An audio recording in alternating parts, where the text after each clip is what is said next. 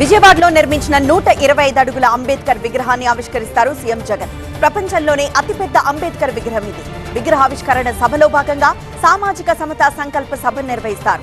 దేశానికే తలమానికంగా నిలిచే ఈ కార్యక్రమానికి ప్రజలు స్వచ్ఛందంగా తరలి రావాలని పిలుపునిచ్చారు సీఎం. అంబేద్కర్ విగ్రహావిష్కరణ సందర్భంగా విజయవాడలో ఇవాళ ఉదయం 6 గంటల నుంచి రాత్రి 12 గంటల వరకు ట్రాఫిక్ ఆంక్షలు విధించారు. ఈ కార్యక్రమానికి 1,50,000 మందికి పైగా జనం హాజరయ్యే అవకాశాలున్నాయి. జిల్లాల నుంచి వచ్చే వాహనాలకు పార్కింగ్ ఏర్పాటు చేశారు. విజయవాడలోని పలు జంక్షన్లలో 36 చోట్ల స్క్రీన్స్ పెట్టారు. వైసీపీ అధిష్టానం 4వ జాబితా విడుదల చేసింది. ఈసారి 9 మందితో లిస్టు ప్రకటించిన వైసీపీ 5 సిట్టింగ్లకు షాక్ ఇచ్చింది. మొత్తంగా ఇప్పటి వరకు 10 ఎంపీ, 58 ఎమ్మెల్యే స్థానాలకు ఇన్ఛార్జ్లను ఖరారు చేసింది. ఎస్సీ నియోజకవర్గాలైన సింగనమల, నందికొట్కూరు, మడకశిర, తిరువూరుతో పాటు కనిగిరిలో కొత్త వారికి అవకాశం ఇచ్చారు. ఇక కొవ్వూరు, గోపాలపురం సిట్టింగ్ నియోజకవర్గాలు మార్పులు చేయగా చిత్తూరు ఎంపీ రెడ్డప్పను మార్చారు. ఎమ్మెల్యే నారాయణ స్వామిని చిత్తూరు పార్లమెంట్ ఇన్ఛార్జ్గా నియమించారు. 4వ జాబితాలో ఒక్క కనిగిరి మినహా మిగిలిన అన్ని ఎస్సీ రిజర్వ్డ్ స్థానాలే. 5వ జాబితా త్వరలోనే విడుదల కానుంది. ఏపీలో 175 సీట్లు గెలవాలని లక్ష్యంగా పెట్టుకున్న వైసీపీ అధినేత జగన్ భీమిలి నుంచి నెల 25న ఎన్నికల ప్రచారాన్ని మొదలుపెట్టనున్నారు. రాష్ట్రాన్ని 5 జోన్లుగా విభజించి ప్రతి జోన్లో కార్యకర్తలతో ముఖాముఖి ఒక బహిరంగ సభ నిర్వహించేలా ప్లాన్ చేశారు. ఈ సభ నిర్వహణపై ఉత్తరాంధ్ర జిల్లాల మంత్రులు, ఎమ్మెల్యేలు ముఖ్య నేతలకు దిశానిర్దేశం చేశారు.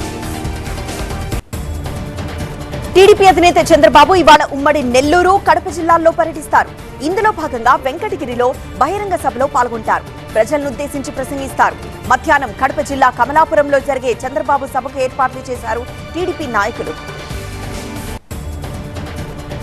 ప్రధాని మోదీతో అదాని బంధంపై రాహుల్ గాంధీ విమర్శలు చేస్తుంటే ఆయనతో రేవంత్ రెడ్డి వ్యాపారం మొదలుపెట్టారని ధ్వజమెత్తారు కేటీఆర్. సీఎం రేవంత్ రెడ్డి, రాహుల్ గాంధీపై కేటీఆర్ ఫైర్ అయ్యారు. ప్రజలను ఫూల్స్ చేయడాన్ని కాంగ్రెస్ ఆపేయాలన్నారు. సీఎం రేవంత్ గురించి అందరికీ తెలుసన్నారు కేటీఆర్. దావోస్ నుంచి లండన్ చేరుకున్న తెలంగాణ సీఎం రేవంత్ రెడ్డికి అక్కడ ఘన స్వాగతం లభించింది. హలో లండన్ పేరిట ఇన్వెస్టర్లతో భేటీ కానున్నారు. రేపటి వరకు లండన్లోనే పర్యటిస్తారు సీఎం రేవంత్ రెడ్డి. అంతకుముందు దావోస్ లో రైతు భరోసా పథకాన్ని ప్రస్తావించారు ముఖ్యమంత్రి. తాను రైతు బిడ్డనేనని, వ్యవసాయం తమ సంస్కృతి అని తెలిపారు. పండించిన పంటను రైతులు మార్కెట్ చేసుకోలేకపోతున్నారని, వ్యవసాయాన్ని లాభదాయకంగా మారుస్తామన్నారు CM Revanth Reddy. AP Congress chief Sharmila కుమారుడు రాజారెడ్డి ఎంగేజ్మెంట్ ఘనంగా జరిగింది. హైదరాబాద్ గండిపేటలోని గోల్కొండ రిసార్ట్స్ లో జరిగిన ఈ కార్యక్రమానికి పలువురు రాజకీయ, సినీ ప్రముఖులు హాజరయ్యారు. ఏపీ సీఎం జగన్ దంపతులు మేనల్లుడు రాజారెడ్డితో పాటు ప్రియను ఆశీర్వదించారు.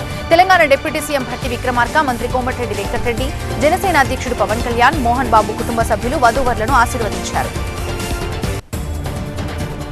2024-25 వార్షిక బడ్జెట్ పై ఫోకస్ పెట్టారు డిప్యూటీ సీఎం భట్టి విక్రమార్క. రానున్న ఆర్థిక సంవత్సరంలో ఆయా శాఖలో అమలు చేసే కార్యక్రమాలు, పథకాలు, నిర్వహణ వ్యయంపై ఆరా తీశారు. బడ్జెట్ ప్రతిపాదనల తయారీపై ఉన్నతాధికారులతో చర్చించారు. మంత్రి పొంగులేటి శ్రీనివాసరెడ్డితో కలిసి వివిధ శాఖల ఉన్నతాధికారులతో రివ్యూ నిర్వహించారు. ఇళ్లు నిర్మించుకునే పేదలకు ఏపీ ప్రభుత్వం వడ్డీ రాయితీ నిధులు విడుదల చేసింది. తాడేపల్లిలోని సీఎం క్యాంపు కార్యాలయంలో జరిగినటువంటి కార్యక్రమంలో బటన్ నొక్కి నిధులను జమ చేశారు. పావుల వడ్డీకి 35,000 రూపాయల చొప్పున బ్యాంకు రుణం అందించగా సకాలంలో రుణాలు చెల్లించిన వారికి వడ్డీ రాయితీని విడుదల చేశారు. అర్హులైన 4,07,323 మంది లబ్ధిదారులకు వడ్డీ రాయితీ కింద 46 కోట్లను రిలీజ్ చేశారు. ఖమ్మం తన అడ్డా అని, కాంగ్రెస్ పార్టీ నుంచి తాను తప్ప మరెవరికి పోటీ చేసే దమ్ము లేదన్నారు కేంద్ర మాజీ మంత్రి రేణుకా చౌదరి. ఒకవేళ సోనియా గాంధీ ఖమ్మం నుంచి ఎంపీగా పోటీ చేస్తే సంతోషమన్నారు. సోనియా కాదంటే ఖమ్మం టికెట్ తనకేనని ధీమా వ్యక్తం చేశారు. లోక్సభ ఎన్నికల్లోనూ తెలంగాణ అసెంబ్లీ ఫలితాలే రిపీట్ అవుతాయని ధీమా వ్యక్తం చేశారు రేణుకా చౌదరి. తెలంగాణలో ఎమ్మెల్యే కోట, ఎమ్మెల్సీ ఉప ఎన్నికలకు నామినేషన్ల పర్వం ముగిసింది. 2 స్థానాల కోసం కాంగ్రెస్ నుంచి 2 అభ్యర్థులు మాత్రమే నామినేషన్ దాఖలు చేశారు. ఇక ప్రతిపక్ష పార్టీల నుంచి ఎవరూ నామినేషన్లు వేయకపోవడంతో బల్మూరి వెంకట్, మహేష్ కుమార్ గౌడ్ ఏకగ్రీవ ఎన్నిక కానుంది. అయితే ఇవాళ నామినేషన్ల పరిశీలన కొనసాగనుండగా ఈ నెల 22వ తేదీ వరకు నామినేషన్ల ఉపసంహరణకు గడువుంది. ఆ రోజున అభ్యర్థుల ఎన్నికపై ఈసీ ప్రకటన చేయనుంది.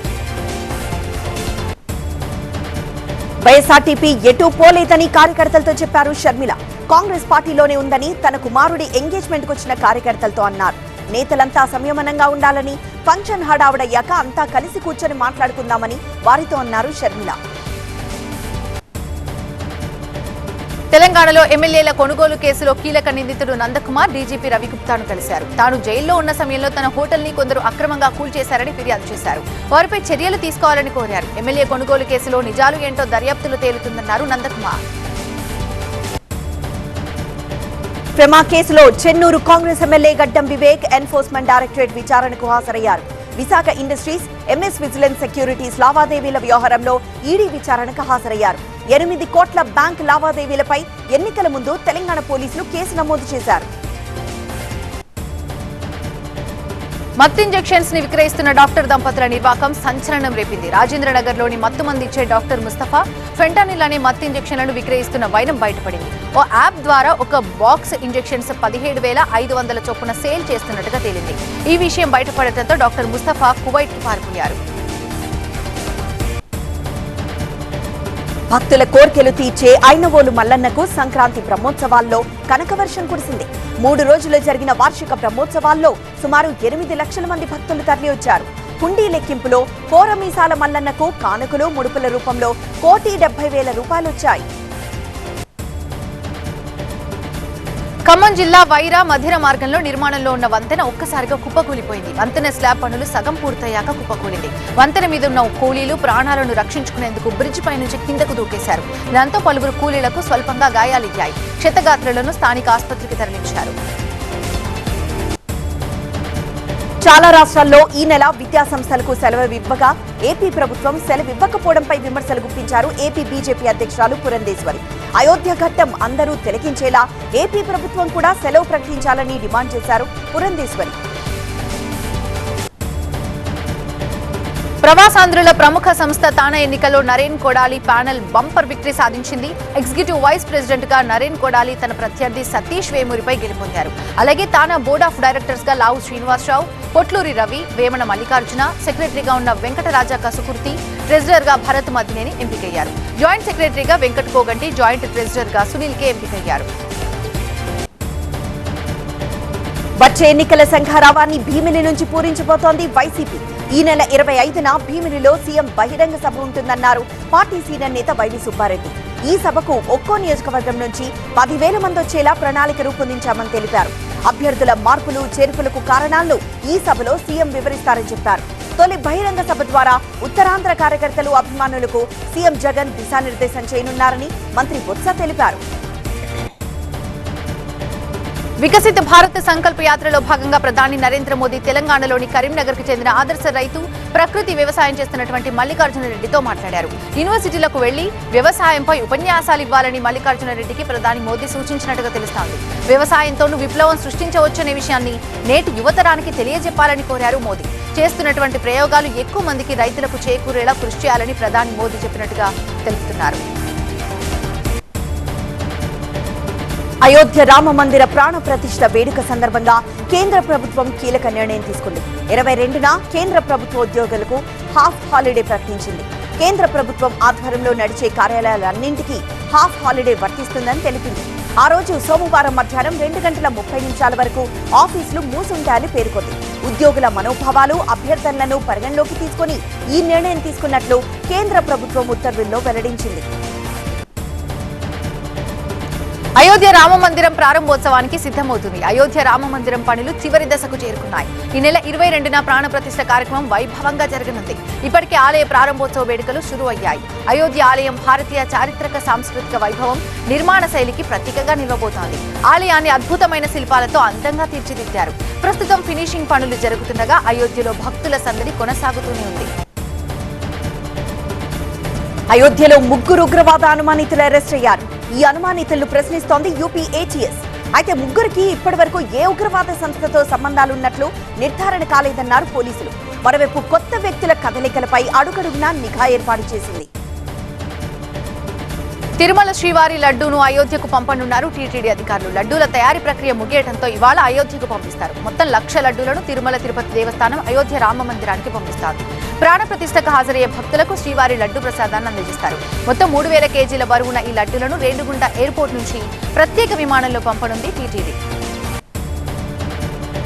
మరోవైపు అయోధ్య సీతమ్మకు బంగారు చీర సమర్పించబోతున్నారు సిరిసిల్ల నేతన్న.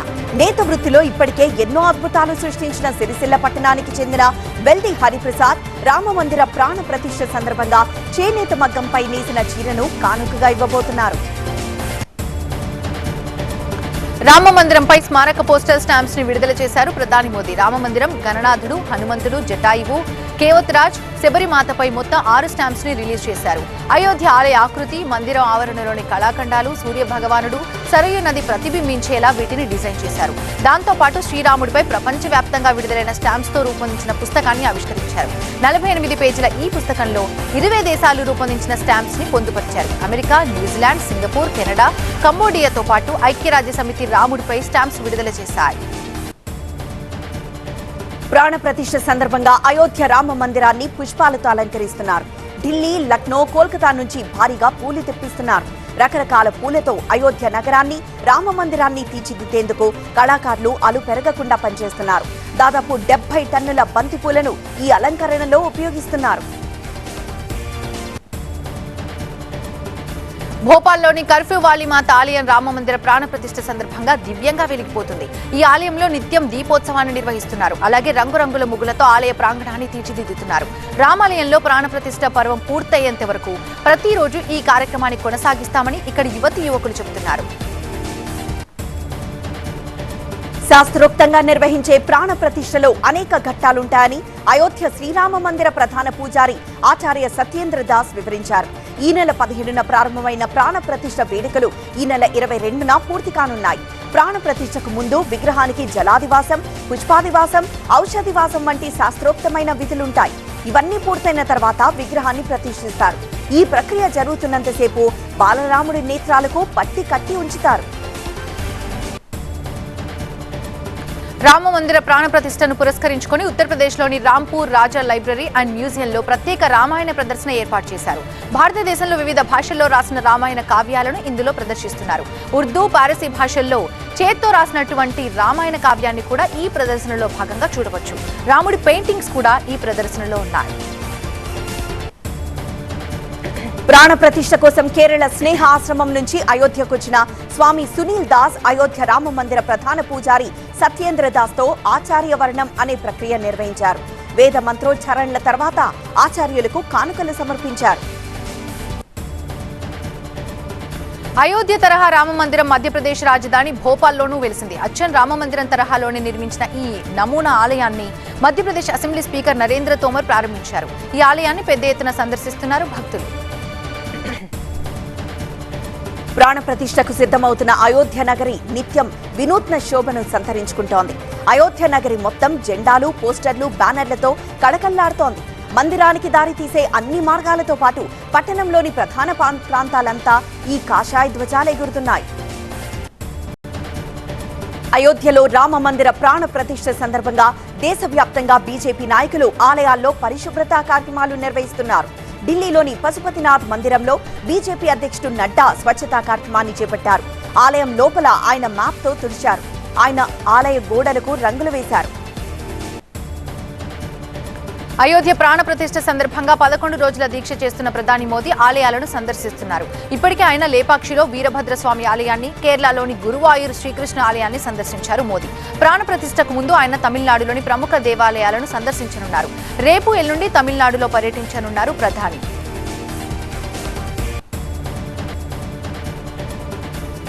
భారతదేశంలో అత్యంత అవినీతి ప్రభుత్వం అసోంలోని హిమంత బిశ్వ శర్మ నేతృత్వంలోని బీజేపీ సర్కారని కాంగ్రెస్ నేత రాహుల్ గాంధీ ఆరోపించారు. భారత్ జోడో న్యాయ యాత్రలో ఈ విషయాన్ని ప్రస్తావిస్తానని తెలిపారు. ఈశాన్య రాష్ట్రాల్లో సాగుతున్న యాత్ర అసోంలోని శివసాగర్కు చేరుకుంది. అసోం రాష్ట్రంలో జనవరి 25 వరకు రాహుల్ గాంధీ యాత్ర సాగుతుంది. అసోంలోని 17 జిల్లాల్లో 833 కిలోమీటర్ల మేర భారత్ జోడో న్యాయ యాత్ర జరుగుతుంది. వచ్చే లోక్సభ ఎన్నికల్లో ప్రచారం చేయకుండా అడ్డుకునేందుకే బీజేపీ పదే పదే అరవింద్ కేజ్రీవాల్ కు సమన్లిప్పిస్తోందని ఆమ్ ఆద్మీ పార్టీ ఆరోపించింది. ఎక్సైజ్ పాలసీ కేసులో ఈడీకి అరవింద్ కేజ్రీవాల్ గతంలోనే సమాధానమిచ్చారని తెలిపింది. లిక్కర్ పాలసీ కేసులో అరవింద్ కేజ్రీవాల్ నిందితుడు కాదని చెప్పిన ఈడీ ఎందుకు సమన్లు జారీ చేస్తూ అరెస్ట్ చేస్తామని బెదిరిస్తోందని ఆప్ ప్రశ్నించింది.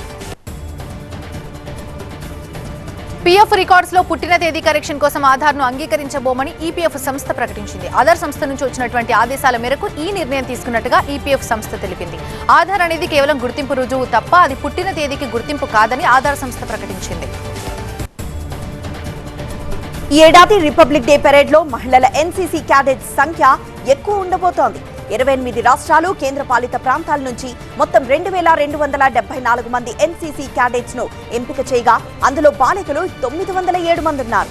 ఇంత పెద్ద సంఖ్యలో బాలికా NCC cadets republic day parade లో పాల్గొనడం ఇదే మొదటిసారి కానుంది. ఆటగాళ్లకు అన్యాయం జరగాలని తాను కోరుకోవడం లేదన్నారు ప్రముఖ రెజ్లర్ సాక్షి మలిక్. రెజ్లర్ ఫెడరేషన్ నుంచి బ్రిజ్ భూషణ్ సింగ్ తప్పుకున్నా కొత్త అధ్యక్షుడిని సస్పెండ్ చేసినా వాళ్లు ఫెడరేషన్ వ్యవహారాల్లో జోక్యం చేసుకుంటూనే ఉన్నారని సాక్షి ఆరోపించారు. వాళ్లు జోక్యం చేసుకోకుండా చూడాలని ఆమె క్రీడా మంత్రిత్వ శాఖను కోరారు. టీ20 ప్రపంచ కప్ లో ఆడే తుది జట్టు ఇంకా ఖరారు కాలేదన్నారు భారత కెప్టెన్ రోహిత్ శర్మ. కానీ ఆ టోర్నీలో ఆడే 10 మంది ఆటగాళ్లెవరో తనకు తెలుసని చెప్పాడు. ఆఫ్ఘనిస్తాన్ సిరీస్ తో శివం దూబేతో పాటు చాలా మంది కుర్రాళ్లకు నిరూపించుకునే అవకాశం ఇచ్చారు. అయితే వీరిలో కొందరిని ప్రపంచ జట్టు నుంచి తప్పించక తప్పదని రోహిత్ చెప్పాడు. వన్డే ప్రపంచ కప్ కి ముందులాగే ఇప్పుడు కూడా టీ20లో అనేక మంది ఆటగాళ్లను పరిశీలించి చూస్తున్నాం. 25 నుంచి 30 మంది ఆటగాళ్ల నుంచి మేం ప్రపంచ కప్ జట్టును ఎంచుకోవాలి. మేమింకా జట్టును ఖరారు చేయలేదన్నారు రోహిత్.